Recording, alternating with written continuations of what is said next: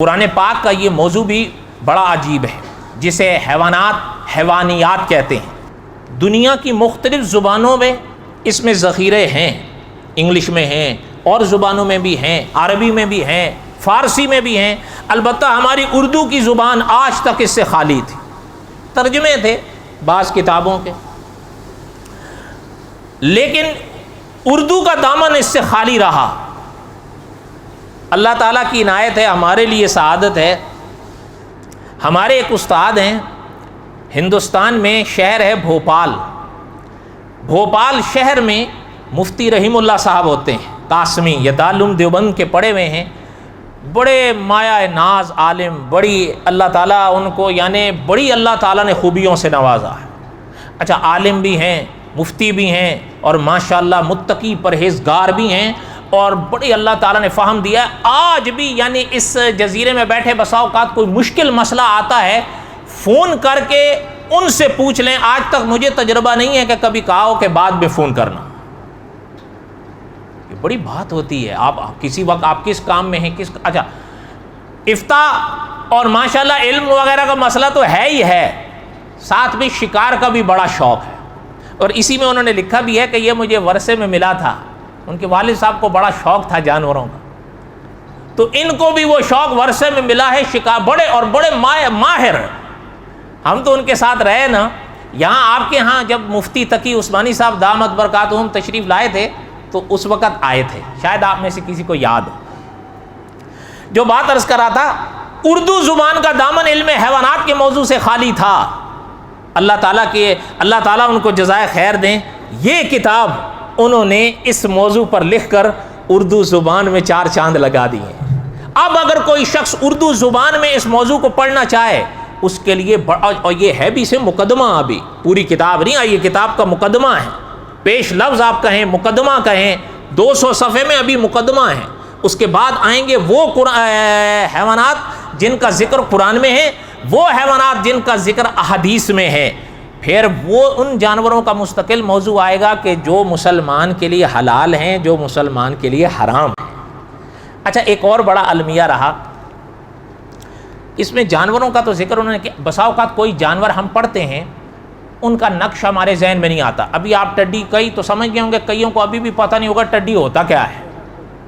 انہوں نے ایک کام کیا ہے کہ جہاں جہاں جس جانور کا ذکر کیا ہے نا، ساتھ میں اس کی تصویر لگا دی ہے، تاکہ پڑھنے والے کو پہچان حاصل ہو جائے کہ میں جس جانور کا تذکرہ پڑھ رہا ہوں وہ ہے کون سی شے۔ ورنہ جب تک نقش سمجھ میں نہ آئے تو وہ مزہ تو نہیں آتا۔ بات سمجھ آئی ہے نہیں؟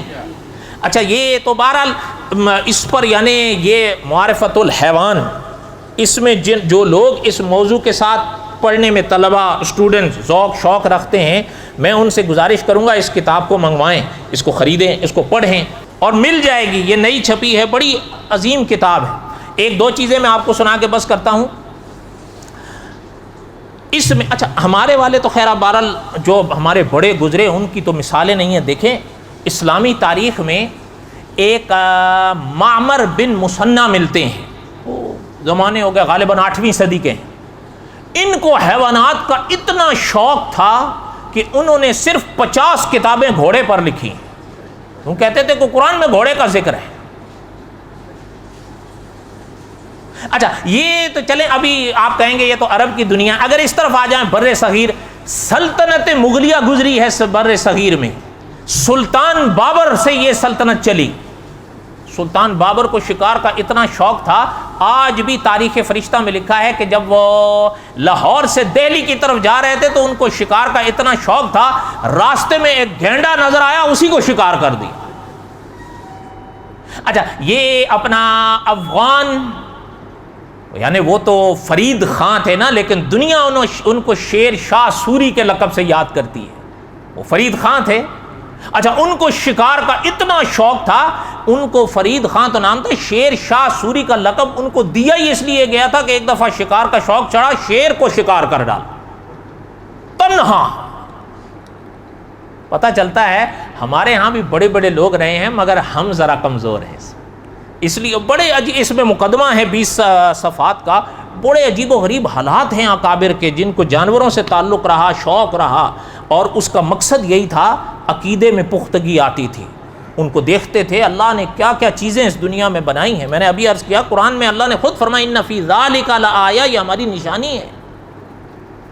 آپ کو ایک بات سناؤں، 25 طبقات جانوروں کے اس میں انہوں نے لکھے ہیں. طبقات ہیں جانور کی، ابھی اس کا تفسیر کا موقع نہیں. میں ایک دو مثالیں چھوٹی سی دیتا ہوں. گائے ہے، گائے، اب ہم لوگ اس کو اکثر دیکھتے رہتے ہیں، یعنی علم، تجربہ اور باریک بینی دیکھیں.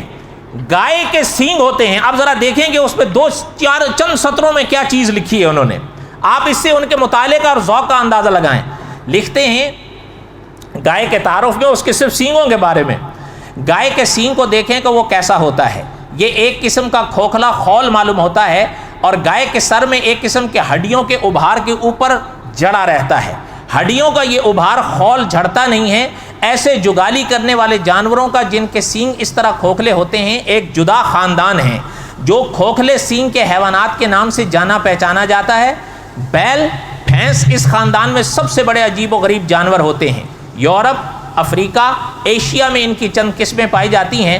صحرائے پولینڈ میں ایک بڑے سر کا کوہان پشت جنگلی بیل گزرا ہے جس کا آخری جانور سن 1627 عیسوی میں شکاریوں کے ہاتھوں مار دیا گیا اور اس کی نسل وہیں مٹ گئی. یہی بیل اصل میں تمام دنیا کی پالتو گائے کا باوا آدم مانا گیا.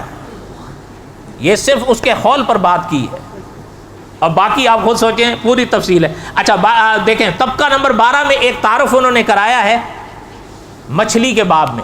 آپ حیران ہوں گے، مچھلی میں انہوں نے لکھا، ذرا ان کا علم دیکھیں آپ. ویل ہے نا، ویل، اس کو لوگ مچھلی سمجھتے ہیں. ذرا سنیں کیا لکھتے ہیں.